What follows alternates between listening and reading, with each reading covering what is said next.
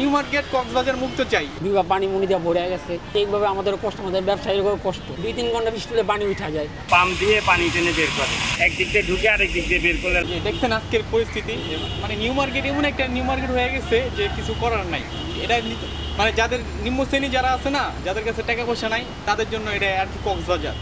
মানে আমরা কি করবো, আম পাবলিক দেখেন আমাদের বাসা এই জায়গায় আশেপাশে, এখান থেকে যাইতেছি দেন রাস্তার ভিতরে পানি, কি তো আবার এই সেই পানি না, গুয়ের পানি, ড্রেনের পানি, এগুলো কোনো কথা বলে?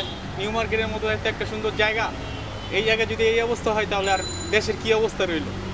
মিনিমাম তো অনেক বছর জন্মই এখানে তেলে বাস করতেছি, কত বছর এটা তো আপনারা ভালো করে জানেন।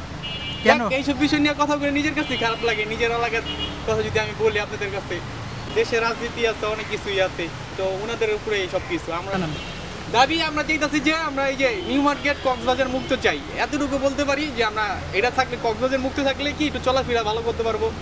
একটা আমাদের নিউ মার্কেটের একটা নাম আছে, নামটা সারা জীবনই থাকবে। আমাদের অনেক কষ্ট হয়, যে দেখা যায় আপনার এলো পানি মুনি উঠে, আমাদের ব্যবসায়ীদের অনেক লস। নিউ মার্কেট দোকানপাট ডুবে যায়, অনেক দোকানপাট বিবা পানি মুনি দিয়ে ভরে গেছে। এভাবে কি আসলে দেখা যায় এইভাবে আমাদের কষ্ট, আমাদের ব্যবসায়ীরও কষ্ট। এই যেরকম আছে এরকম কিন্তু আসলে ঠিক না। অন্য সব মার্কেটে আছে, অন্য সব মার্কেটে কিন্তু পরিবেশ আরও ভালো। আমাদের এই সব পরিবেশের জন্য আমাদের নিউ মার্কেটে আরও কাস্টমার কম আসে, পানি উঠে এইটা ওটা ঝামেলা। নিউ মার্কেটের ভিতরে এখনও প্রায় 20-30টা দোকান ডুবানো আছে, এখনও অনেক অবস্থা খারাপ, সিরিয়াস অবস্থা খারাপ। তার জন্য চাই আমাদের এই জায়গাটা যেভাবে হোক ভালো করার, বৃষ্টিপাত হলে পানিটা যে না উঠে। আচ্ছা, কত বছর দেখছেন এই চিত্র নিউ মার্কেট এলাকা? প্রায় 10-12 বছর তো হইবই। এটার কোনো সমাধান হচ্ছে না কেন? সমাধান এটা হয় না, দেখা যায় কোনো জায়গায় ড্রেন অপরিচ্ছন্ন আছে, তার জন্য 2-3 ঘন্টা বৃষ্টি হলে পানি উঠা যায়। এটা তো সিটি কর্পোরেশন আয়ত্তে না দেখে এটা নিচ্ছে না। আপনার দৃষ্টিতে কি করলে এটার সমাধান হবে? সিটি কর্পোরেশন এটা হাতে নিলে ভালো হয়। দেখা যায় এটা কীভাবে নিউ মার্কেট এরিয়া বৃষ্টিপাত হলে যে পানিটা না উঠে, এটা করলে সবথেকে বেটার। এটা তো মনে হচ্ছে কক্সবাজার আসছে, কক্সবাজার সিলেট। সকালবেলা একবার আইসে গেছি, মালামাল উপরে উঠে গেছি, এখন বাসার থেকে ফ্রেশ রেস্ট নিয়ে আবার আসি।